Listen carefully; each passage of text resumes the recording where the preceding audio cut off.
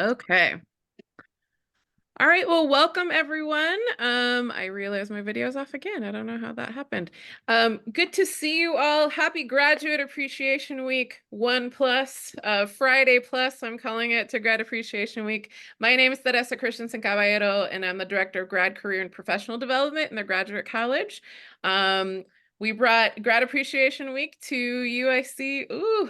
I want to say 7 years ago. I think 7 or 8 years, going strong. And by we, myself and my graduate assistant um, and the graduate college. So we're happy to have another year, 2024. And this is our kickoff program, which is going to be a fantastic panel event for you to learn about career possibilities and opportunities and all the wonderful things that are going on. And we have some amazing guest presenters, speakers here today with us. So I'm going to turn it over to my colleague, Cindy. Actually, really quickly, I'm going to say, just to let everybody know, this is how it's going to go. Everyone's going to hopefully be on mute. You're muted upon entry. If you have questions, you can drop things in the chat, but we're going to do the general Q&A after everyone's had the opportunity to talk today. So just to let you know that that's how it's going to roll. So I'll send it over to Cindy. Hey, hi everyone. Cindy Graham I'm the Assistant Director of University Career Services here at UIC. And I've been at UIC for about 10 years. Prior to that, Northwestern. So I've always been in career services, love this work, love working with employers and great students like yourself. So again, welcome. Thank you for being here. We do ask you to mute during the presentation, and we will open it up, as Lisa said, to Q&A at the end. So we're going to alternate I'll just mention briefly the presenters today. So we are happy and very, very pleased to have our fantastic, outstanding lineup of panelists today. From AbbVie, we have the Senior Scientist to Analytic Research and Development Area, Arturo Aguirre, followed by Amelia Gavina, Recruitment and Minority Relations Manager, Illinois Department of Human Services, and Bill Denny from the Johns Hopkins University Applied Physics Laboratory. He's the PhD College Lead Program Recruiter, Talent Services Department. And last but not least, Susan Spalato from the U.S. Department of State. She is member of the Senior Foreign Service, Career Foreign Service Officer with 25 years of experience with the U.S. Department of State. I definitely need to add some of the information from her bio, which is incredible. She's currently based at UFC. I don't know if anyone knew that, but she's here at UIC. She's based here as the diplomat in residence for the Midwest, responsible for recruiting talented individuals from diverse backgrounds across Illinois, Wisconsin, and Minnesota for the U.S. Department of State's career and student program opportunities. She's been an economic officer in the Foreign Service since 1999. She has also served in Sarajevo, Bosnia, Havana, Cuba. She's worked in economic, counterterrorism, and Western Balkans issues on the European Bureau's Office for Regional Political Military Affairs, and has also been posted to Rwanda, Public Affairs Officer, in mission to the United Nations. I don't know if I'm saying all this, and to the United Nations in Geneva as the U.S. liaison to the UN Specialized Agency. So, a native Chicagoan, thank you so much, Susan, for being part of our wonderful panel here today.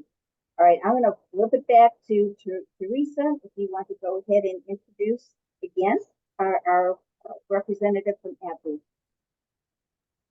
Great. Susan, I thought I recognized those windows. I was like, those look a lot like mine with a little more light. You must be on a higher floor, right? The lower floors, I think we have less light coming out. Oh, 5. Okay, we are near me. Great. Well, thank you so much, all of our panelists, for being here today. We are excited to have Arturo Aguirre, a senior scientist to analytical research development from AbbVie, to share with us information with AbbVie. So, Arturo, please take it away. Yeah, thank you very much for the introduction. Yeah, like Teresa said, my name is Arturo Leonardo Aguirre. I do consider myself part of the Latino community, and my pronouns are he, him. Uh, yeah, so I am a senior scientist here at AbbVie. So many of you may not know where AbbVie is located. Our main campus is in Lake County, Illinois. So specifically in North Chicago, but we actually have a global presence. So we're not just in Illinois, we're also in the West Coast, in San Francisco. We're also in the East Coast, in Worcester, and then we also have a lot of branches in the nation.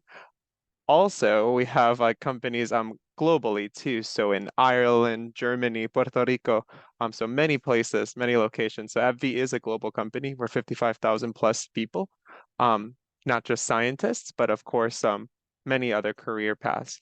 Me, myself, I am a scientist. So I work in the analytical research and development department here. So we kind of get to touch a lot of different types of disciplines of science. So within our department, I work specifically in the discovery to first in human um, kind of part of the drug development pipeline. Um, and so I get to really look into a lot of projects and in an analytical perspective. Um, I guess I won't give too big of a lecture on like analytical, but if there are questions like during the Q&A, that'd be great. I can definitely answer any technical ones if anyone is curious. But what I will say is that, I got a PhD in medicinal chemistry from the University of Iowa, so go Hawks. Caitlin Clark is the best. Uh, yeah, and I actually was planning on being going to industry straight out of graduate school. That was my plan from the beginning. That was my plan A. I know many of you probably have done development plans. So that was my plan A. My plan B was actually to be a patent lawyer. So I took some law classes too in my graduate studies, and it was really informative. But one thing I would say is so my discipline is in medicinal chemistry. So I did a lot of organic synthesis, a lot of very technical expertise in that. Um, I actually was very fortunate enough to take an industry position as an intern. So my PI was very happy to let me go and do an internship at Genentech actually. And that is where I kind of fell into the world of development sciences. So a lot of industry uh, companies will have a development sciences, a more discovery side. And so in the development sciences, you're essentially making that new compound developed into a drug. So what does it take to make a very potent compound for a very nice target into an actual pill or a separate dosage form, right? There can be eye drops, intraocular implants, or different types of things. So that space really intrigued me, especially the analytical side.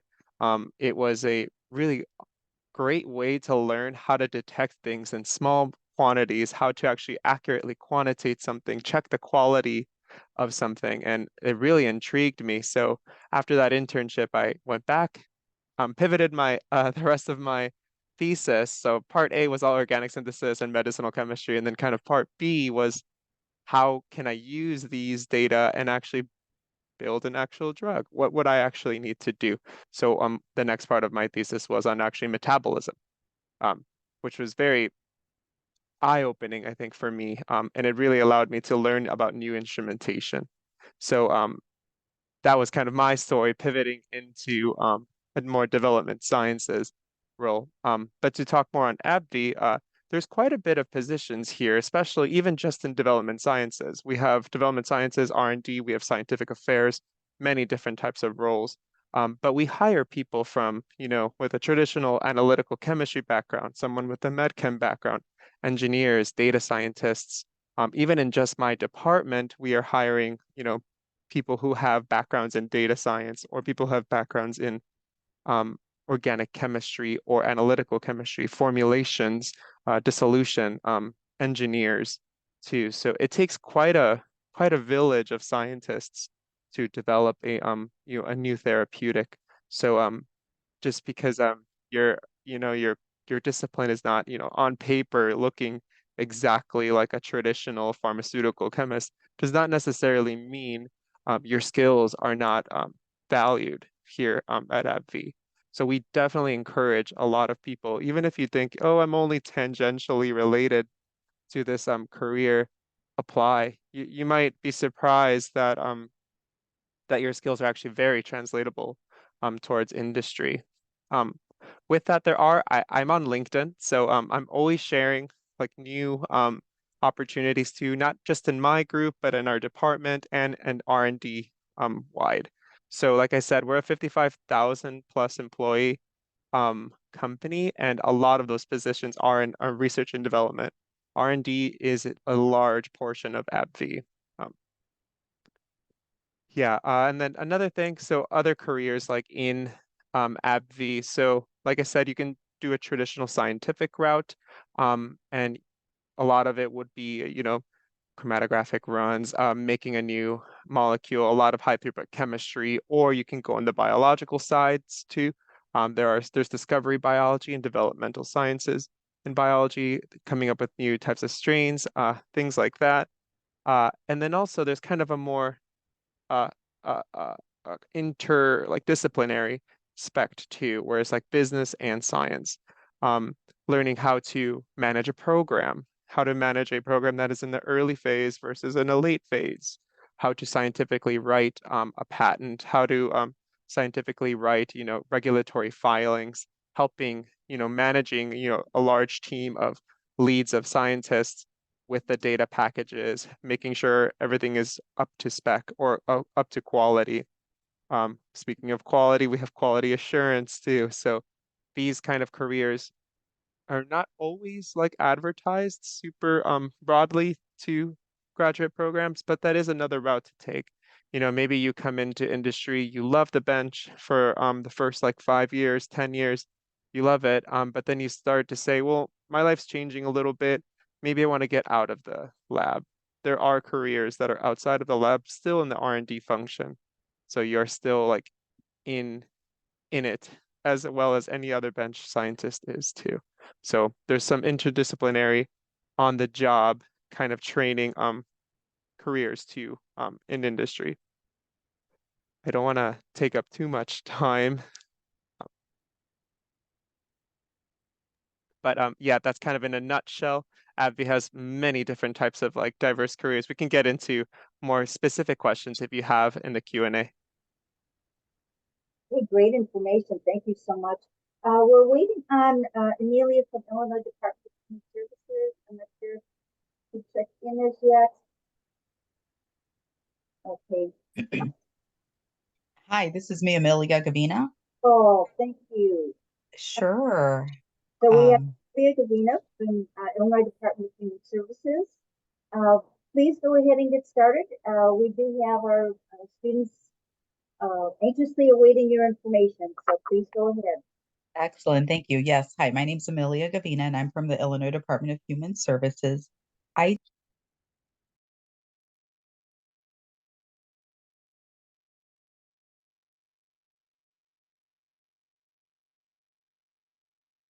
I think hold you on.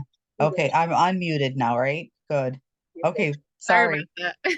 No worries. That's okay. All right. So my name's Amelia Cavina. I'm with the Department of Human Services. IDHS is the state's largest agency. We are just one of over 80 agencies that report directly to the state of Illinois. We have about 13,200 employees, and we are in the business of helping. We help the residents of Illinois gain access to various social programs, resources, and services. We offer positions statewide. We have over 100 locations, including 14 hospitals that operate 24/7. We offer rewarding career opportunities in various fields, for example, business, management, and administration, medical, um, well, healthcare, community and social services, technology, law, administrative, uh, as well as the service industry. And those are just to name a few. We have a very large human resources department, fiscal department, procurement department. And some of the high need titles that we hire for would be like social services career trainee, which just requires a bachelor's degree, no experience. Excellent opportunity for new grads in this position. What you're doing is you're meeting with clients who have some kind of need.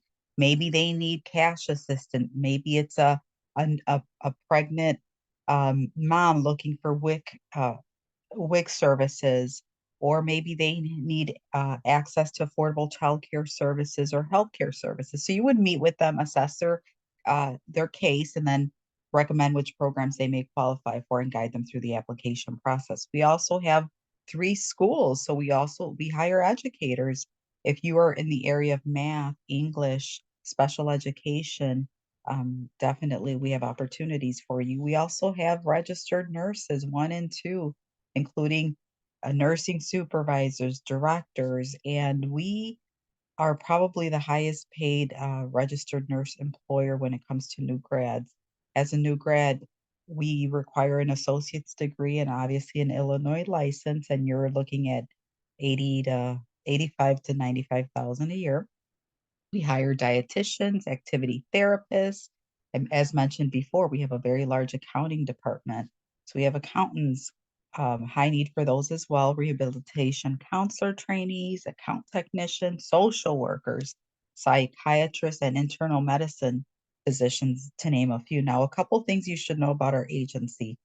All of the 80 plus agencies follow the exact same um, application, recruitment, and selection process. So we post our jobs for 10 business days. You must submit an online application in order to be considered, and we do have closing dates on each posting. Once the posting closes, that's it. You can't apply. You cannot apply until that position becomes available again on our website. Each position will require its own separate application, and there's no number or no limit to the number of jobs that you can apply for. And that's what's different with the state. Like I remember working for a hospital, and if someone applied for 10, 15 jobs, we would be like, okay, well, I wonder if they're really they know what they're looking for. But with the state, it's the opposite. We understand it's a lengthy process, a very detailed process. And in order to get in, the more you apply, the higher chances of landing a position with the state. Now, a couple tips. Your application should be as detailed and informative as possible. This is really your opportunity to sell yourself. You want to be truthful, thorough, and do not abbreviate. Not everyone is on top of all the acronyms out there and abbreviations. Now, if the position requires a resume, our job posting will clearly state you must include a resume. And most of our jobs do not include a resume. However, if you're applying for a management or a leadership position, more than likely it's going to include a resume. So even if the job does not include a resume, we recommend that you add one, because when it comes to reviewing your application and determining if you are qualified or not qualified, what we're going to do is, if we don't have enough information to determine that, we're going to go ahead and pop open your resume. And if there's additional information there, it may help in your favor. So that's something to consider. If the position requires specific licensure, certification, or degrees, upload those supporting documents. If you have um, unofficial transcripts or copies, those are okay. Photocopies, though, that is perfectly okay. You don't have to have the official transcripts to submit your online application. Eventually, if we offer you the position, then we'll require the official transcripts. But in the meantime, don't waste a lot of time, because remember, we're only posting for 10 days. When you're entering your degree information, make sure you include your major, add all the relevant skills that you possess. Bilingual is a huge plus with the state of Illinois. If we offer you a position that requires bilingual skills, you are paid an additional 5% of your annual salary um, for those skills. So we really, really are in high need of bilingual employees.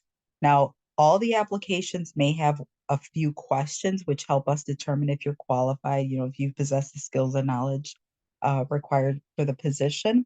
So there are going to be some questions. So make sure you pay close attention to the wording um, of these very tailored questions. In some cases, they may be 2, 3-part questions. Make sure you're answering each part of those questions with detail. Do not respond to the interview questions with "please see resume," because that's not what we're looking for. We want to see the detail. Double check your information before you submit your application, because once you submit, you can no longer make any changes. Make sure you keep a copy of the job posting. After 10 days, those postings are gone. So you want to keep a copy in case, you are contacted for an interview. It's very nice to read that job posting and refresh to help you prepare for the interview. If you You can also check the status of your application. As I mentioned, it does take at least 60 to 75 days to hear from the state on next steps. Now, for those new grads, I would say, if you've graduated, great, apply. If you're close to graduation, I would say you should start applying 60 to 90 days before you graduate. Um, so, you can always go back into your profile and check the status of your applications. Do not give up, continue to apply. Persistence and patience are really key to work with the state of Illinois. The number one reason applications are rejected is because they are the selection team that reviews the application are not able to explain, or I'm sorry, are not able to determine if you are qualified or not because perhaps the applicant did not explain their work experience in detail and maybe didn't include those supporting documents like transcripts, licensures, etc. So if you're looking to make a lasting impact in your community, IDHS is an excellent option for you. Those are pretty much, I'm trying to, you know, cover as much information with, for the sake of time. But, at the end, if anyone has questions, please feel free to ask. Thank you. Thanks so much, Amelia. Can I clarify something? Because we're Sure. all masters and PhD students in the room. Hmm. And so that's going to look different, right, for them versus maybe an undergraduate that has to wait till they graduate to apply. Or are you saying that applies also to like master's, PhD, professional? Yes, it does. Absolutely. Okay. All right. Just wanted to clarify to make sure. Awesome. Question. Thank Thanks you. so much for all the amazing information and finding out that there's a lot of jobs open. That's great to hear. Absolutely. Like And we want to I've do been, those things. I would say one of the best or the strongest benefits of working with the state is there's a lot of internal supports. Let's say you start and you want to make a complete career change or you want to grow your current career. The nice thing is you don't have to leave the state to do that. There's many options and a lot of really good, strong support systems to help you develop and grow. Thank you. Thank you so much. All this tight wealth of knowledge, right? We're doing like tight tens wealth of knowledge of careers in a way. So thank you so much, Amelia. Appreciate it. Next, we have Bill Denning, who is here from the Johns Hopkins University Applied Physics Lab, who is the APL PhD College Lead Program Recruiter and Talent Services Department person there. So Bill, welcome and thank you for being here with us today. Oh, it's my pleasure. Thank you so much for inviting me. It's an honor to speak with everybody. I'm going to share my screen if you're okay with that. Let me go ahead and. Yes, absolutely. Thank you. Okay. Looks So good. can Yeah. can you see just the screen itself, or do you see the previous the other screen too? We see a full screen mode right now. Okay, great. Okay, great. So I am the PhD recruiter at APL. I help all the newly awarded or soon to be awarded PhDs come on board with APL, but I'm going to also talk about masters as well. I can answer questions there. Okay, so I've been on board at APL for 7 years. I have 35 years of technical recruiting experience. And so I've seen a lot of different things. I'll give you as much information as I can in the next 10 to 12, 15 minutes, whatever I have. Okay. So you can see we have a beautiful campus. We are on a different location than Johns Hopkins University. Johns Hopkins University has its own campus in downtown Baltimore. We are in Laurel, Maryland. We have 500 acres and 50 buildings. You can see it's very beautiful. We got our start about 82 years ago, and the Navy asked us to help save sailors' lives, and we developed this thing called VT Fuse, which was way ahead of its time in 1942. It actually helped us win the war and save so many U.S. soldiers' lives. At the end of the war, the Department of War, which became our DoD, said that the VT fuse was one of the top 3 inventions of all of World War II that helped us win the war. So we were right up there with the atomic bomb, radar, and then it was VT fuse. So that was the first thing we designed and developed and prototyped right out of the gate. And in all sincerity, APL's never stopped since then. We've only done even more amazing things.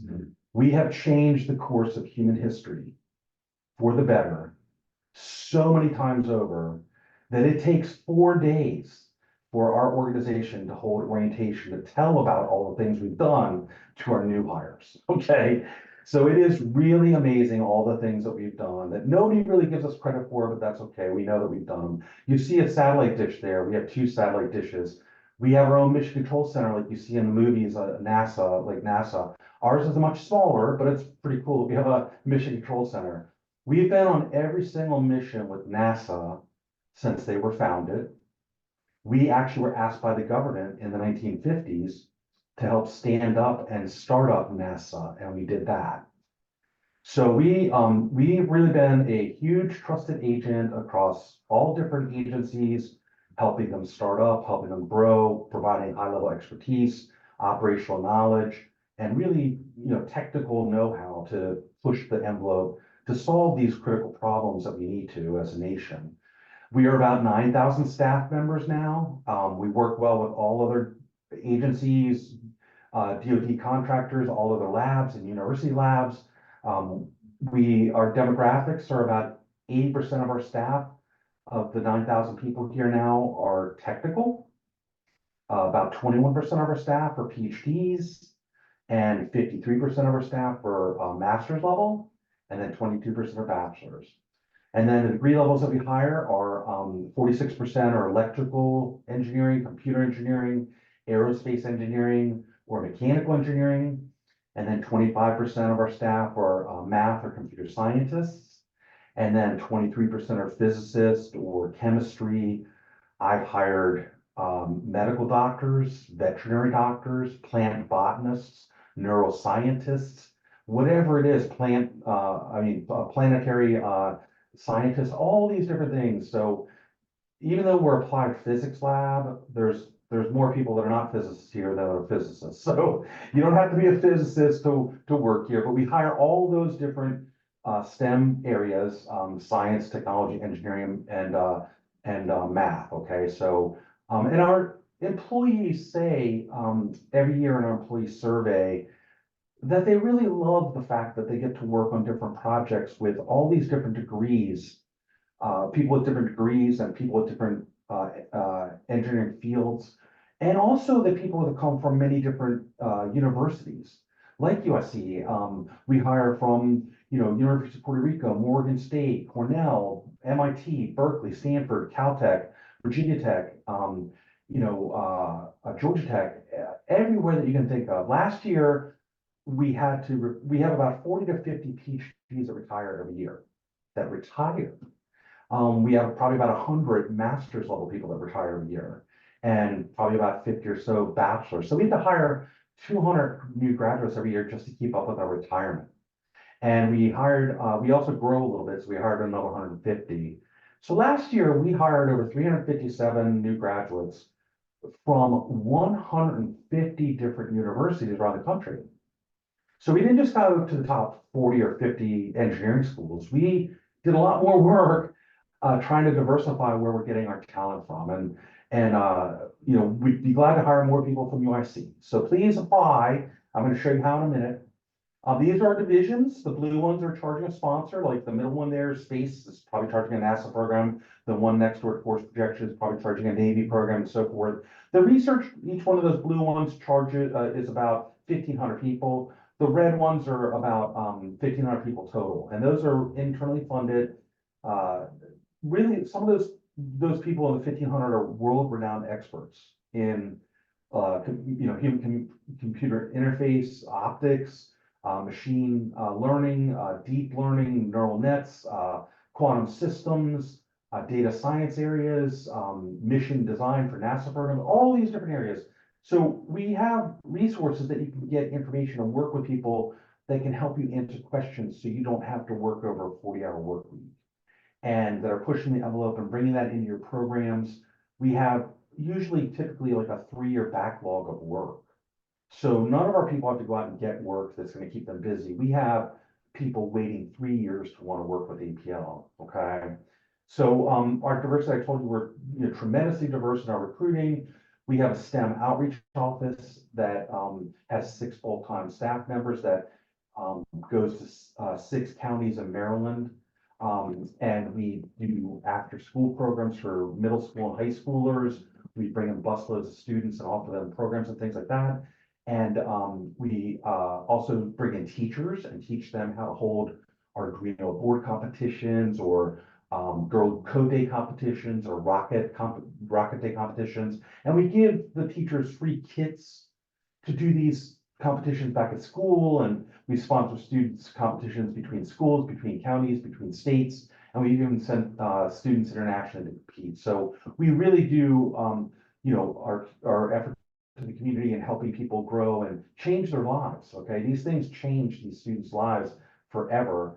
And we have our employees volunteer for some of this. They sign up on an intranet saying, I want to go back to UIC and do a presentation. I'm going to be there, 2 days to, help college recruiting and do presentations at the, my grad program. And your manager knows that you're then going to be away for 16 hours and now only available for like 20 hours worth of work. So we don't penalize you for doing good work and helping out and volunteering, okay? So our benefits are great. You heard me talk about retirements, the retirement bullet right there, really strong retirement. Our PhDs on average right now retire at age 62, which is really good.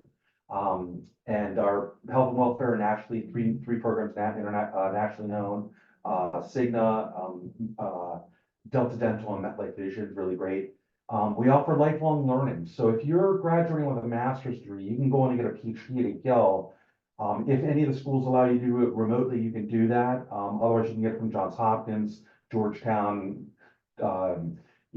Virginia Tech locally, University of Maryland, so on and so forth. There's many local schools. When you're going for your PhD, we prepay the tuition. We prepay for people's tuition. If they're a bachelor's going on to get a master's or going on to get a PhD, we prepay, so you don't have to wait to get reimbursed. We pay for books, fees, and graduation fees.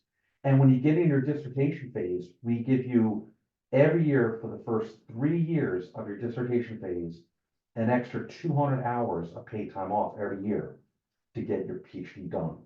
That's 5 extra weeks of vacation every year to finish your PhD, meet with your advisor, get your committee together, write your papers, do your presentations, things like that. Last year, APL spent over $700,000 on staff members, like 108 staff members in their dissertation phase taking time off, okay? Our work-life balance is great. We give you 3 weeks of vacation to start, 7 days of sick leave, paid sick leave, 10 holidays. We give you flexible work schedules. You can work like 6 to 2:30 or 7 to 3:30 or 10 to 7 with an hour lunch, or maybe work from home 1 day a week, or maybe work 4 10-hour days, or maybe in 9 business days, work 80 hours and have every other Wednesday off. Whatever it is, we're very flexible and people really appreciate that. Our employees really appreciate that and really stay with us for a long time because we listen to them. People that are here on average more than 10 years, and I mean a lot of people are here over 10 years. They really enjoy working here. They move around the lab to 4 jobs over their career, typically on average. Now we're talking an average of 9,000 people, but it's nice to know that you can move around within different departments at APL and try new things and get different experiences. And that's a wonderful thing to have. I have worked in consulting companies and profit-driven companies, product development companies. I'm a big DoD contractor before coming to APL for almost 16 years. I honestly wish I'd come to APL right out of university. I really sincerely wish I had. I'm glad I'm here now, but it's such a wonderful, supportive, growth-oriented environment with fantastic work. We offer you great relocation, okay? You get a house hunting trip for you and a spouse or partner up to 10 days. We fly you in, give you a rental car, hotel, and per diem. We give you, we pack up your stuff, okay? We pack up your stuff. If any of you PhDs have moved around a lot, that's a great thing. We move your stuff and we move up to 2 personal vehicles down here at our expense, okay? We will repay you, reimburse you for 3 months worth of lease penalty if your landlord charges you that, if you break the lease to come start here for work and your name is on the contract. We'll pay for your one-way trip to come start work here, whether you drive or fly, the lesser of the two. So if the flight would be $700 and you want to drive here and it's $1,000, we'll give you $700 toward your road trip. Okay, and a lot of people do that and enjoy, driving across the country to come work here. We pay for up to 30 days of temporary housing and 30 days of temporary storage of goods. Your starting salary with APL is going to be so good that you're going to be able to buy or build a house within 20 miles of APL. And the reason why I know this is because we don't put a start date on our offer letters. When we give you an offer, you tell us when you want to start, okay? The banks and builders don't like no start date on an offer letter when they're giving you $400,000 for a house or building a house, okay? So they always call me for verification of employment. So I'm here for you if you ever get hired and you need that, okay? Our recruiting process is very you oriented, like your career. We really do focus on you during your career as well. When you apply, I encourage you, please apply to a lot of different jobs. Apply, apply, apply. The managers don't see that you applied to 6 jobs, 10 jobs. They only see yours. Let them look at your background. They may have gone to your university. They may have been in your lab. They may want to give you an opportunity to grow at APL. So apply. Apply to ones that even seem like 70% match for you. Let the manager call you and chat about what they got, see if it's a match. Once you apply and interview, if you like the group that you interviewed with, you tell me that. I go back and ask them for feedback. If you interview with 2 groups, you tell me first what's your preference group, and then I go back to them. And if they want to give you an offer, I congratulate you. We give you an offer within 2 days. And then you tell us how long you need to make a decision. All right. So sometimes people are waiting to see if they're getting into a PhD program. They may want to apply now, but should they apply now? Yes, apply now at APL because you can say, hey, that's a great offer, Bill. But I want to wait until July or August until I hear if I'm going to get into the PhD program, okay, or whatever. So we are here for you. We do a 2-way street. We communicate with you, and we let you take control of these things. And in this next slide, we let you take control of your career with all these innovation resources. We give you a lot of opportunities to grow here at APL. This is our campus. It's beautiful. We have a bookstore on the main campus. We have 2 cafeterias on the main campus, 2 grab-and-go shacks. Every other campus has a cafeteria as well, and we bring in food trucks every day. We are building a 400,000 square foot building right up here where you see these woods. And it's one of the hugest buildings that we've ever built. It's going to be done in three years. We just finished that one South Campus building that you see there 2 years ago, and has a Starbucks cafe in it. It's open office concept, open lab concept. It's just absolutely beautiful. Our campus, all of our campuses are right next to each other. You can ride bikes or use our shuttle buses or walk. It's a beautiful, beautiful campus. We bring our family to work day. We have a gymnasium in each of our campuses, open 24/7 for employees. Costs $30 a month. Okay, so it's $30 a year. I'm sorry, $30 a year if you join the wellness club. So that's nothing. We have pie eating contests and luncheons that we give to our staff members. It's really a wonderful place. We really try and make it fun for you to work. There's Girl Code Day in 2019. We had 5,000 young women come to Girl Code Day. The middle schoolers down there doing the dry ice experiment. We've had 35 companies start up out of APL, 419 inventions last year, 93 patents awarded, 63 provisional patents filed. We're known as one of the best places to work in the United States. Glassdoor voted us one of the best places to work again in 2024. I think this is our 4th year in a row. Handshake has just awarded us again the #1 new graduate employer on Handshake for 2024. So we really are worth your consideration. Please consider us. Apply to this location here, www.jhupl.edu/careers. Go on either the master's site or the doctoral site and type in 2024 graduate, PhD graduate for the PhD, and then do a search. Like if you're a material scientist, type in 2024 PhD graduate material science, and you'll get all the jobs that apply to you. Do the same thing for the master's student as well, doing searches. Okay. We want you to do great things and join us and make the world a better place being at APL. Okay. I'm going to share my contact information if you're okay with that, so that you all can see my contact information. If any PhDs or anything want to contact me if you have a hard time applying, here's my information. Please reach out to me. All right. Thank you so much for listening to me. We also have internships for masters and PhDs. We have full-time opportunities for all of those right now. We have postdocs if people want to be postdocs to go back and be teachers, tenure track for teachers. So hopefully I will talk to some of you in the future. And thank you for your time. Thank you, Bill. My goodness. Wow. What great information. I think I'm ready to move. I'm on my way. Thanks so much for sharing. And to all who are listening in, there are postings on our UIC Handshake site. So please be sure to check that. Thank you again, Bill, for sharing such great information. Now, turning the screen over to Susan Flatko from U.S. Department of State. Thank you so much, Susan, for being here. And please share your pearls of wisdom with us today. Great. No, it's a pleasure to be here. I've also just put in the chat our careers website, but I'm going to put it up here in a second as well. I also have a presentation, so I'm going to go ahead and start that.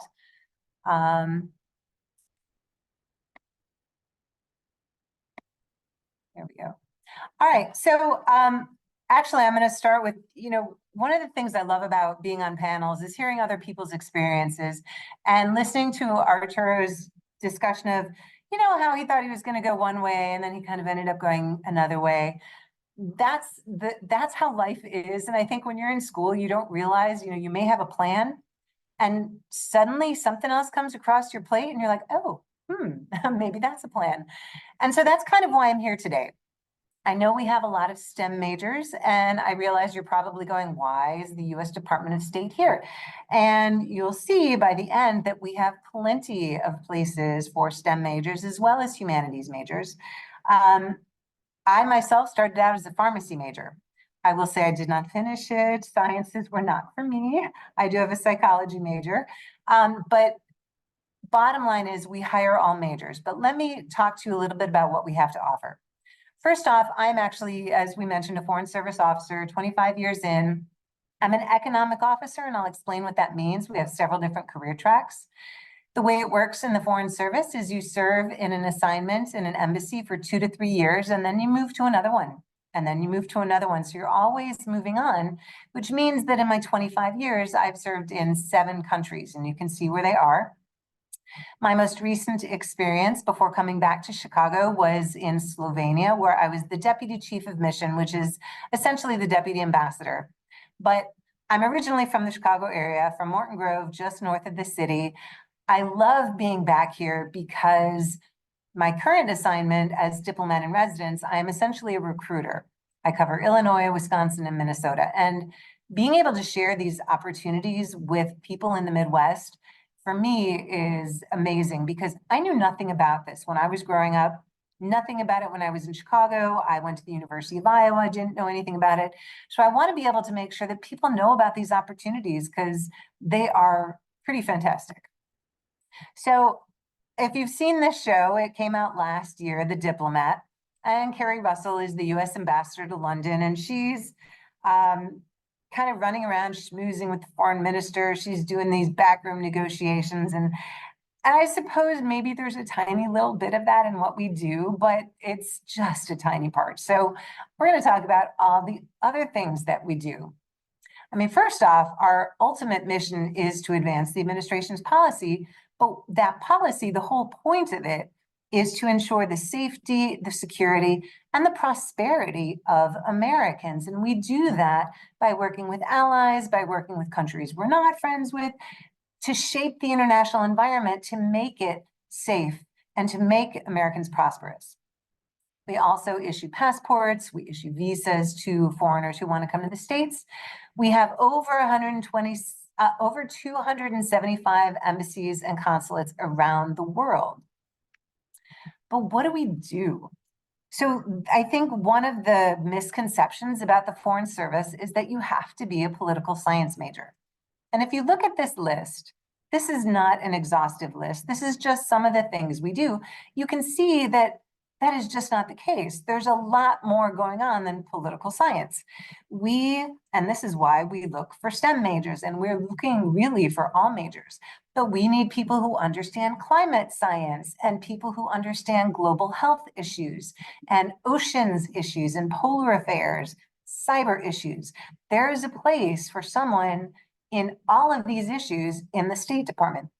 Anything that has an international component to it, and all of these do, and most issues have an international component to it, then it will be something that we work on in the State Department, and therefore we need that kind of expertise. There are 3 different kinds of State Department personnel, essentially. There's the Foreign Service officers, and we call one group of Foreign Service, we call them generalists.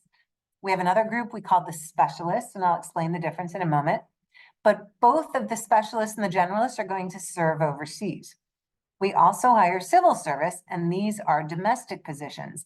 And these, in fact, require very specific backgrounds, some of the STEM backgrounds. This is where we're looking for deep expertise. These are, the civil service, are our policy experts, and they work in Washington, D.C., but we're looking for people with master's degrees and PhDs in a particular field. The Foreign Service officer, the generalist, this is what I am. There are 5 career tracks. Economic and political are very similar. They do very similar things. We are the eyes and ears for Washington. We are meeting people, we're building relationships, and we're feeding things that we learn overseas. We're analyzing it, and we're feeding that back into policy discussions in Washington. Now, for some reason, economic officers, typically all of those STEM issues fall under economic.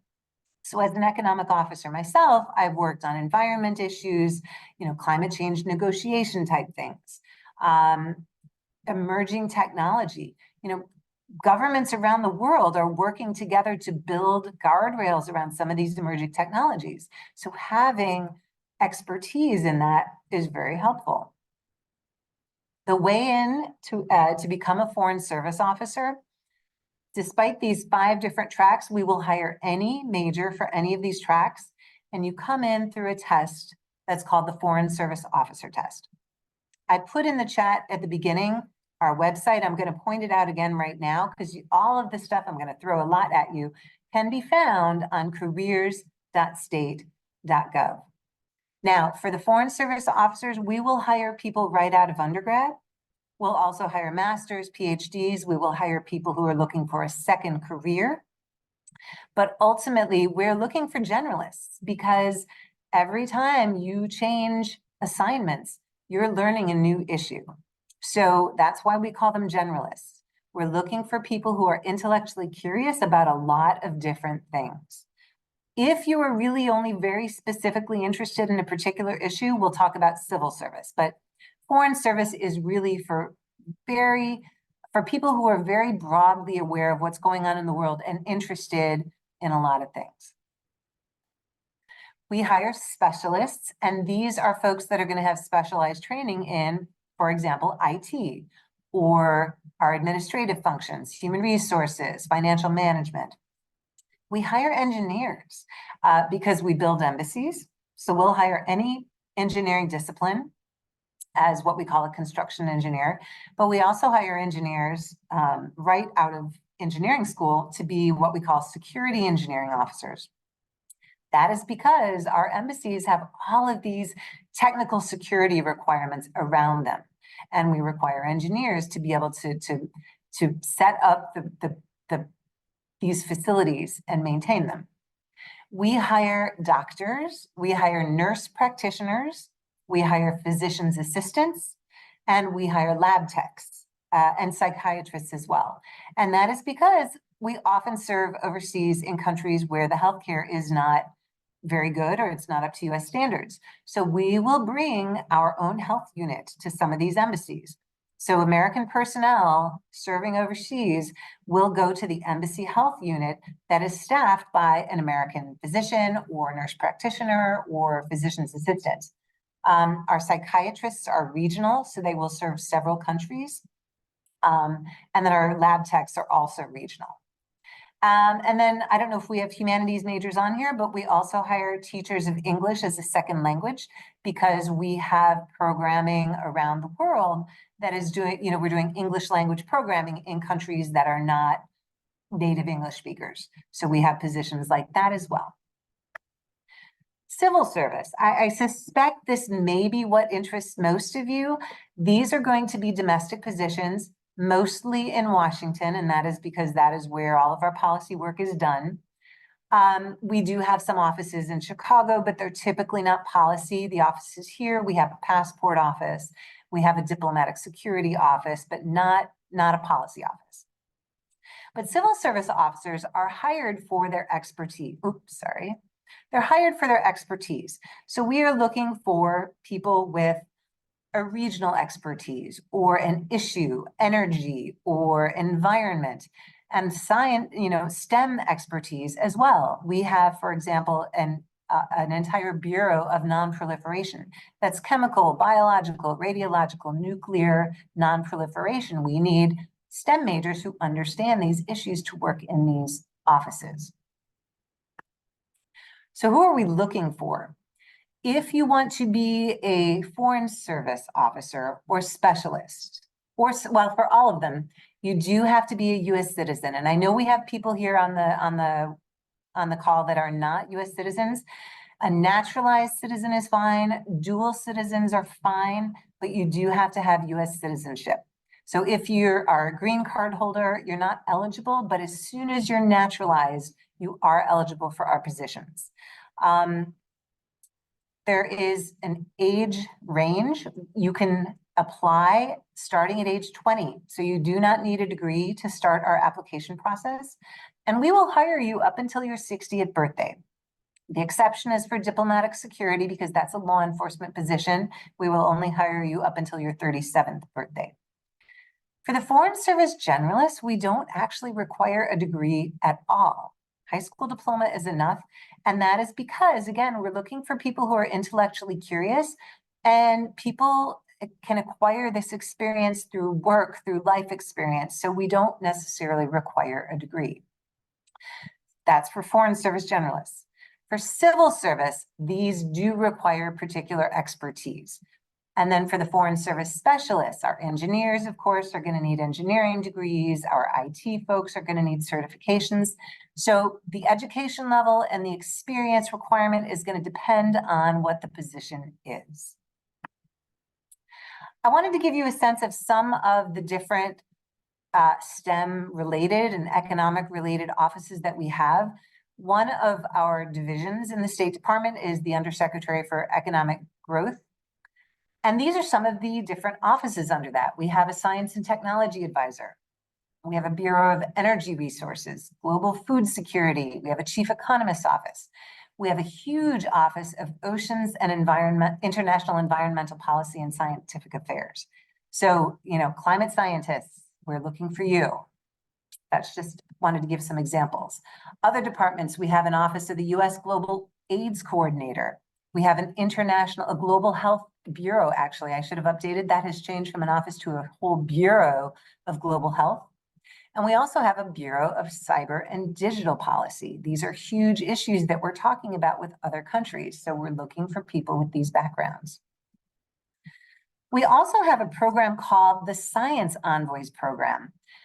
These are PhDs that apply to our program, and they are basically looking for connections between science and policy. They are civilian. We don't hire them. They don't come on as employees, but they go out and they travel around and they discuss their research. So these are our current science envoys, and you can see the different kinds of things that we're doing. All of these are PhD holders. The newest ones were just announced recently, the last four women in our cohort this year. So these are the science advisors.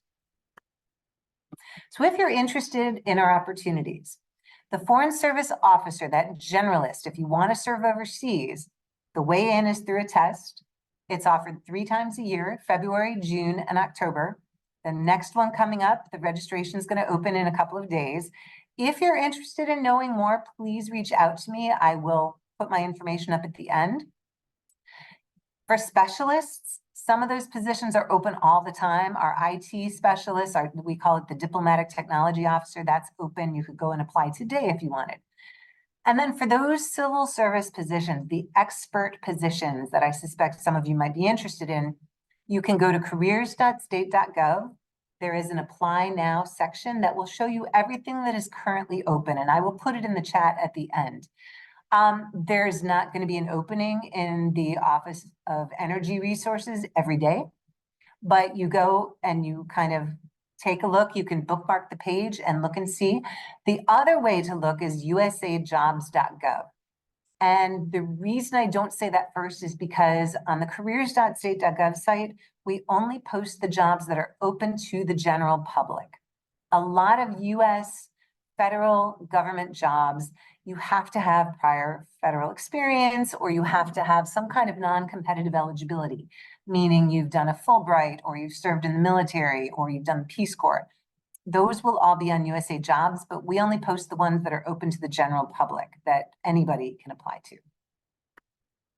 I also wanted to mention a couple of the professional fellowships. I'm sure you're probably aware of the AAAS fellowship. We take AAAS fellows at the State Department. I know we currently have one in physics who is, and I'm sure a lot of you are going, why do you have somebody in physics? If you've ever heard of the Artemis program, this is the idea. We are going to send people back to the moon, right? We're not going to do it by ourselves. This time we are going around and we are partnering with other countries. And in fact, when I was in Slovenia 2 years ago, I personally was talking to the Slovenian government about trying to get them on board to join the Artemis program. And I just saw something that they are going to do a signing ceremony. They are joining next month. So Slovenia is on board. But back in the State Department, we have a AAAS scholar who is doing physics, that physics part of it. We also have the Jefferson Science Fellowship Program. And I'm just going to list these up here. You can take a look at them. And if you want more information on them, I don't want to take a lot of time, but you can reach out to me. And those, if you take a picture, then you've got the websites as well. I'm going to end here with a quote from our current Secretary of State, Antony Blinken. I'll let you read it yourselves.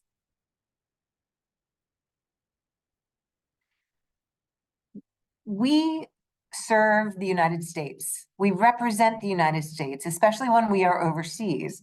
We cannot do that effectively if we ourselves, as a diplomatic corps, are not representative of who we are as Americans.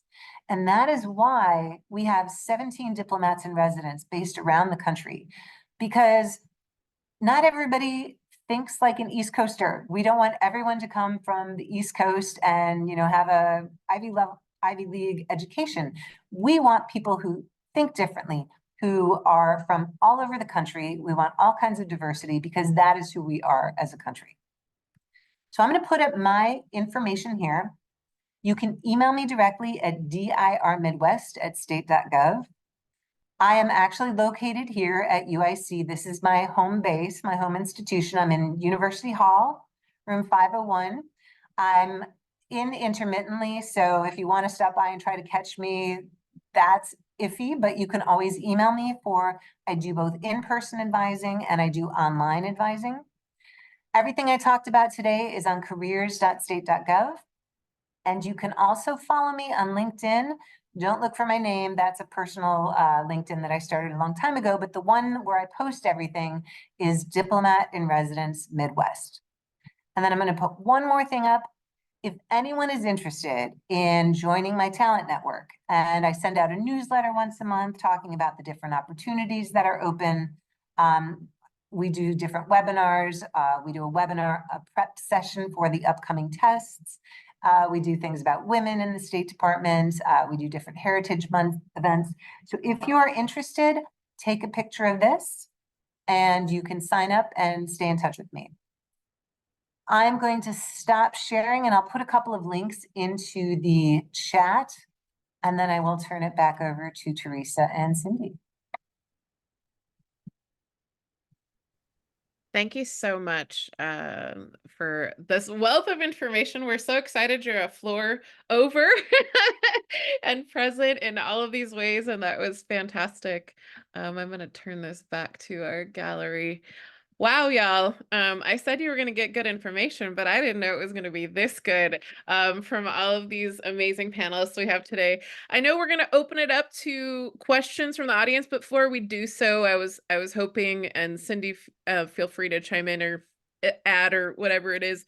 I think all of our panelists offered some really significant general advice, right? Maybe we have folks from humanities, social sciences, STEM, our engineering folks. We have folks, from College of Medicine, everything, right? We have folks out from all over the place joining this call today.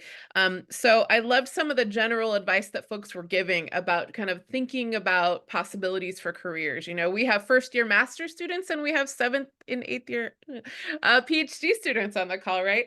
So as we are thinking about grad students being at these different levels, Bill, you talked about, hey, apply for things that are only 70% of what you think that you are, eligible for. Still apply. Arturo, you talked about, hey, you're not even listing all the amazing skills you have. Like, really do a reassessment of that and think about the skills that you can put on paper as a graduate student. Amelia, you talked about having really good answers to questions and being very clear in your resume, as well as the questions that are being asked on applications. That was really important. Um, and then Susan, the message I got was so much like, don't limit yourself, this vision of what you think you're going to do. And that's very true for myself, right? I thought I was just going to, not just a history professor, but I thought I was going to be a history professor, and I still teach, but I do all of this other stuff. So I'm feeling that for you, and really showing the different options and possibilities and positions that are out there, and start thinking about those and exploring them. So saying that, I guess, is there any more general career advice or something you'd like to re-emphasize that you've already said, thinking about this breadth of graduate students that we have here on this call, like things that folks should be doing now, right? As even before they're thinking of applying to your amazing positions and organizations. So I don't know if any of our panelists want to chime in. Bill, I see your hand. So over the years, I've heard from hiring managers sometimes that give me feedback on interviews. And I just want to give my take on it. If a manager is talking to you, they will obviously talk about what's on your resume, what technical skills, what tools you've worked with, and so forth, and the job you apply to. But if you find that they start talking about something a little bit different than those areas, there's a reason why they may be doing that. They may be wanting to see if you're open on things that they may have 6 months down the road. Okay, that they think, okay, we've got 5 years worth of work, but we want to see, are you open on these areas that we have significant work in? It would be a good stretch for you or interest area. If they don't get any reaction from you, some managers get back to me and say, we're going to take a pass. There was just no interest in the areas that we were really talking about. We have, only a limited amount of work in that person's expertise area, and just didn't get a pulse if there was any interest. So my recommendation is, if they're talking about something, there's a reason why they're possibly doing it. If you're not opposed to learning that, you could say, hey, I don't have much experience in that. I'm not opposed to learning it. Or I'm very curious about it. That doesn't fit with my background, but it sounds interesting to me. Okay. If it doesn't, that's fine too. They will then go into another topic maybe, but don't lose that chance. If they're talking to you about something, there usually is a reason why. And if they bring it up a couple times, there's a very good reason why. So don't lose that opportunity. Don't have them go back to the recruiter and say, hey, we're taking a pass on Bill. He showed no interest on the areas that we were talking about. And for research, you're always looking at someone who has a broad exposure to different things. So the more you get exposure to different things, the better researcher you can become. And typically speaking, usually better employee overall for all of us, all of our panelists, I'm sure. Thank you. Great advice. Fantastic. Thank you, Bill. Arturo, I see your hand.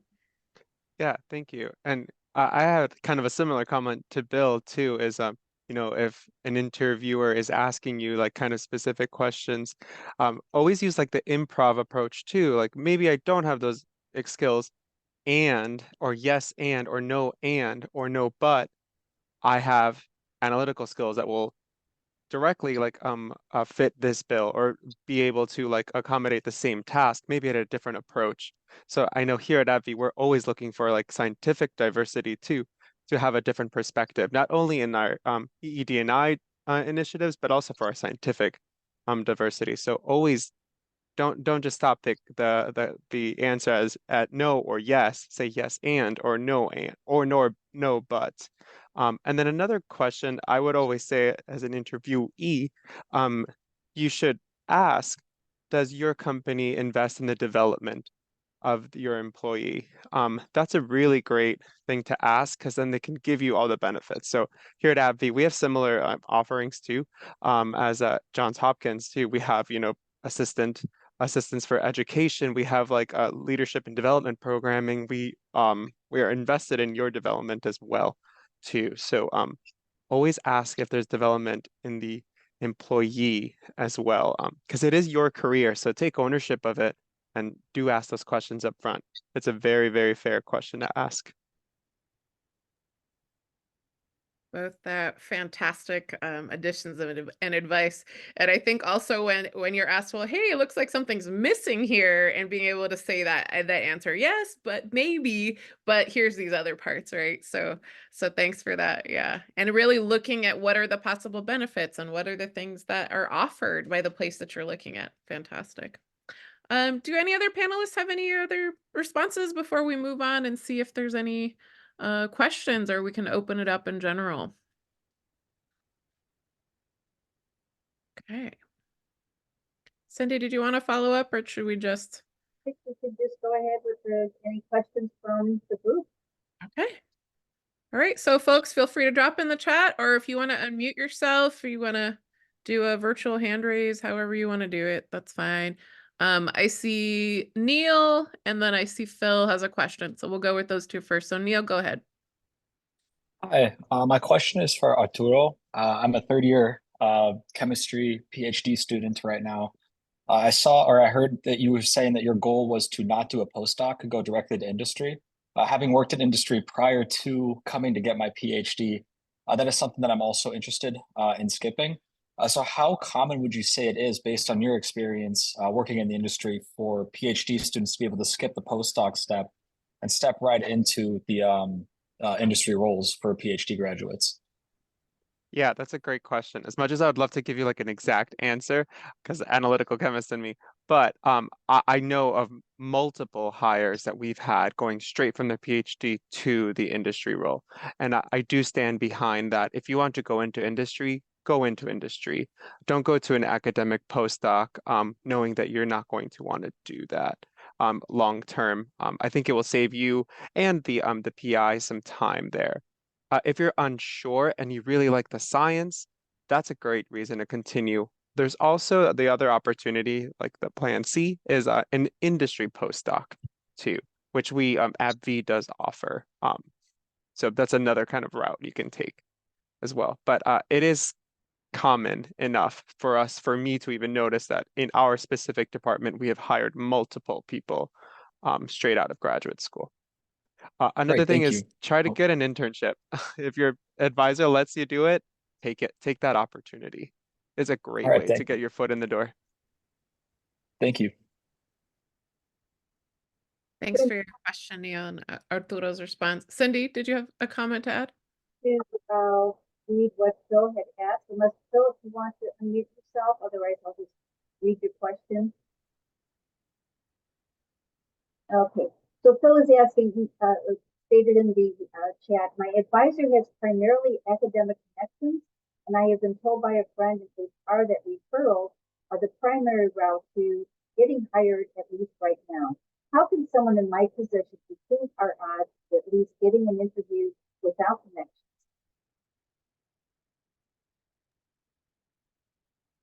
I can also answer that one too. I would say go to go to events like this, connect with people in the industry, because that is your next connection, right? We can serve as your connection to industry. Also, go to these academic conferences. There's usually a pharmaceutical panel too. AbbVie will join in on a lot of those. I was at ACS last year giving a talk on some of the research that I do. We also do research here at AbbVie, and not just we're not just a company, we're also a research institution in a sense. We collab with a lot of universities as well. But I think you're doing what you're supposed to do. Connect with us in LinkedIn. We're only willing to help like your career, and we're always looking for diverse talent.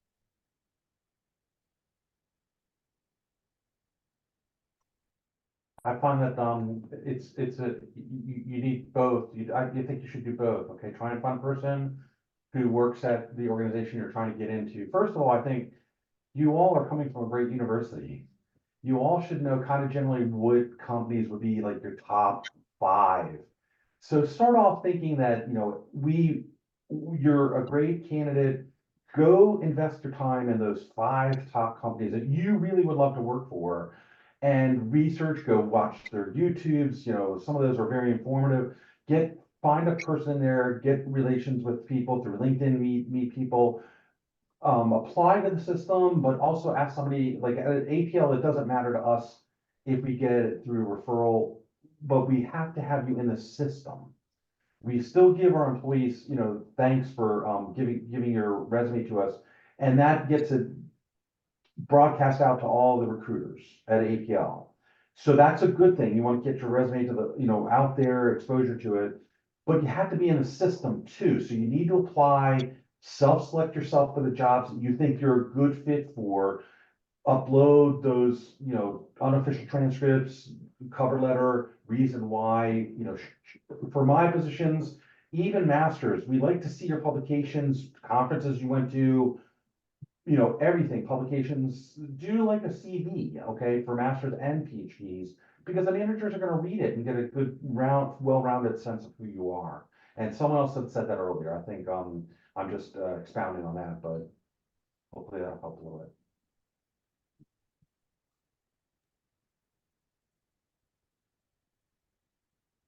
Susan, are there any approaches maybe to thinking about Department of State, or Amelia, if you have any, like, I know it looks different, right? When we're all in these different roles, but is there Right. kind of an approach to networking maybe that works better, or is that just like, hey, just try, fill it out, do it? So federal government, like the Illinois state government, is oddly weird and hard to get into, unfortunately, because if you're looking for one of those policy expert jobs, you're going to look on careers.state.gov or on USA Jobs, and they're going to be looking for very specific expertise. And the trick to this, you apply on usajobs.gov, and if anyone's ever been on that website, it is not that user-friendly. But the important thing to remember is that for every single job you apply to, and I agree, apply to everything, they are going to be they're going to be sticklers on, do you actually meet every single criteria on this vacancy announcement? So for the civil service, you do have to make sure that you have the experience or whatever criteria they're looking for. Foreign service, we are a lot more forgiving actually, because we're looking for generalists. And so we're actually not looking for your specific expertise. We're looking for your broad curiosity, but we are looking for skills. And I did put them in the chat. We call them the dimensions. There are 11 skills that we're looking for. And so when you apply for our positions, we're looking for those, but it's things like cultural adaptability, negotiating skills. And these are things, and this is the one thing that I want to add kind of at the end to everything. These are things that you can get anywhere. You don't have to have studied abroad. You don't have to have traveled abroad. You live in Chicago right now, plenty of opportunities to gain these skills. And so what I would say to everybody is, don't rule yourself out because you think you don't meet whatever you think a foreign service officer is. Civil service is very different because it does look for specific things, but foreign service, we're looking for all kinds of broad experience. So do not rule yourself out because you think you don't meet whatever picture in your head is of what a foreign service officer is. Thanks so much. Appreciate that. Amelia, did you have any other additions you wanted to make? See, I mean, I agree. There's really, unfortunately, the process is pretty, it's very structured. There's not really going or any way around it. You just really have to be patient and also know that with the state, there are thousands and thousands of titles, and a lot of those are unique to the state. So when you're reading the various jobs that are posted, don't just go off the title to determine if you're interested or if you're qualified for it. I would recommend really read the job thoroughly and then base if your decision if it's for you or not, but really read it first because sometimes the titles are intimidating, they're unique, but I would definitely recommend reading things through and just be patient because the process is going to take, at least 3 months. In some cases, it could take 11 months, or in some cases, a whole year may go by and you don't hear. But the nice thing is, we did improve the application process. We were hoping that it would be a much quicker turnaround. It did shrink the waiting a bit, but not enough. But everything is online and you can always log back into your profile to check the status of your application. But I mean, overall, it's just being persistent and patient. Great skills that we all aspire to have. Cindy, did you want to see the next question then in the chat? Another question put in the chat, wondering how important it is to have a first author paper to get a biotechnology/biomedicine research job in industry. We would like to address that. I can speak to that. So what I will say is it is helpful if you do have a publication, but also we need to consider what is the level. So if you're a master's student, there's a different entry level into industry versus if you're a PhD student. So as a master's student, publications are really valuable. I mean, it's a way to state like your research very quickly with just one publication, and especially in a 2-year program after your bachelor's, that's showing kind of one aspect of productivity. I want to emphasize one aspect of productivity. As a PhD, similar. An expectation of one publication is not real. Like we would love to see your research if you have that. But that is again only one metric of someone's productivity. A way that I quote unquote stood out was industry positions as an intern. And that's another way to show that productivity. Also, just really explaining your skills very clearly to the interviewer, especially for a very technical job. Let's say if we're looking for someone who's looking at top-down proteomics, we're probably going to ask questions about top-down proteomics. And if you could clearly like do that, give a nice presentation on your research, that's a great way to show how productive or technically qualified you are at that subject. So yes, it's great if you have a publication. Is it absolutely necessary? No.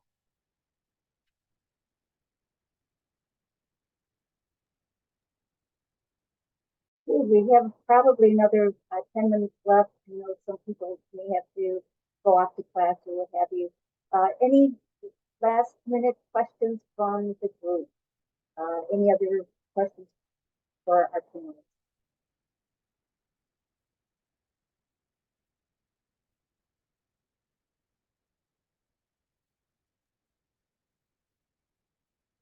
Okay, looks like we're wrapping up on questions. I don't see anything else coming up.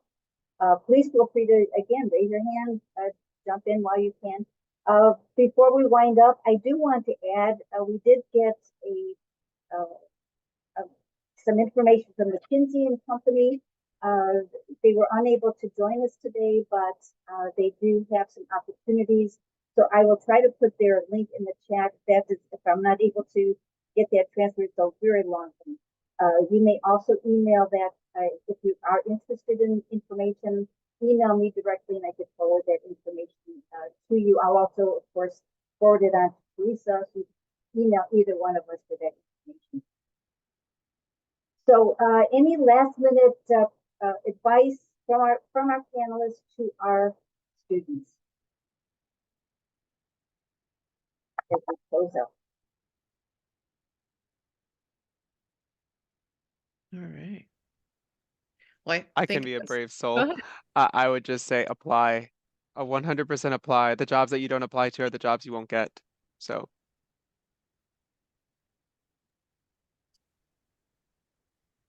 So true. We have actually one more jumping question before we end. Um, let's see over here. I think this is for Susan. It's a long one, but Allison's asking, I've applied to a couple of jobs recently through USA Jobs and noticed that from the job description, my education skills and experiences seem to be well suited for the jobs. But then when answering questions in the multiple choice questions, the skills being assessed were specific to a specific topic that was not mentioned as necessary for the job in the description. Any advice on how to handle this? Well, I'm not aware of instances like that, but I do know that it's really important to read through the entire vacancy announcement because sometimes, and just like our presenter from Illinois State said, don't just look at the title because that's not really necessarily going to tell you what the job is. Read the whole thing. Sometimes I know they will say, we're looking for this education, this experience. And then a little bit later on, it'll give you a bulleted list of, and in addition to that, we're looking for these particular qualifications. And if you turn in kind of a generic resume, if you don't address every single one of those bullet points, you're not going to be moved on to a hiring manager. They are, so maybe it was in there somewhere. I can't say, I don't know which one you're looking at, but definitely be careful to read the whole thing because sometimes there's a little bit more than just the education and experience at the top. There might be additional qualifications buried somewhere in that vacancy announcement. I don't know if that was the case here, but just make sure you're reading the full thing. The other thing is, don't use a standard resume whenever you're applying on USA Jobs. Tailor every single resume to every particular vacancy announcement. And that's because a lot of times they're looking for certain qualifications and you have to address every single one of them. So if you're just using the same resume over and over, you're probably not going to get past, I think the first read through of most of these is done by AI now. You're probably not going to get past that unless you actually use those same buzzwords and keywords. So that I hope that helps.